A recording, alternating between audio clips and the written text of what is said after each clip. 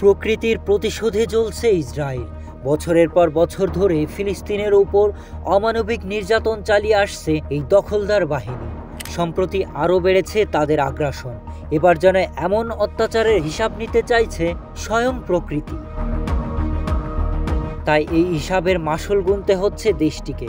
ভয়াবহ আগুনে জ্বলছে গোটা জেরুজালেম, কোনোভাবেই যেন থামানো যাচ্ছে না। ফায়ার সার্ভিসের প্রায় 163টিরও বেশি ইউনিট কাজ করলেও এখন পর্যন্ত নিয়ন্ত্রণে আনতে পারেনি এই ভয়ঙ্কর দাবানলকে। 30 এপ্রিল বুধবার সকাল 9:30টার দিকে আগুনের সূত্রপাত ঘটে জেরুজালেমের মেসিলাত শিওন এলাকায়।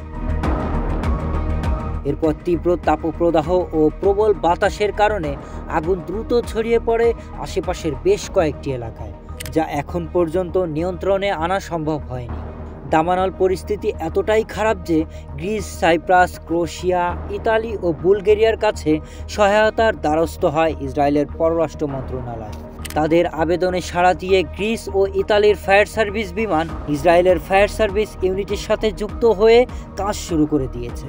এদিকে ইসরায়েল জানান, দাবানলে অনেক মানুষ আহত হলেও কারো অবস্থায় গুরুতর নয়। ইসরায়েলের এমন ভয়াবহ দাবানলে আক্রান্ত হওয়ার মধ্যেই 2 মে শুক্রবার আবারও ফিলিস্তিনে বিমান হামলা চালিয়েছে দখলদার বাহিনী। এতে অন্তত 43 জন ফিলিস্তিনি নিহত হয়েছেন, আহত হয়েছে আরও অন্তত 77 জন। খবরটি নিশ্চিত করেছে কাতার ভিত্তিক আন্তর্জাতিক সংবাদ মাধ্যম আল জাজিরা। এই হত্যাকাণ্ড নিয়ে যখন পুরো বিশ্ববাসী নীরব, ঠিক তখনই যেন স্বয়ং প্রকৃতি তার আপন গতিতে বিচার শুরু করে দিয়েছে। Sharif Rahat, news desk, hello Bangla.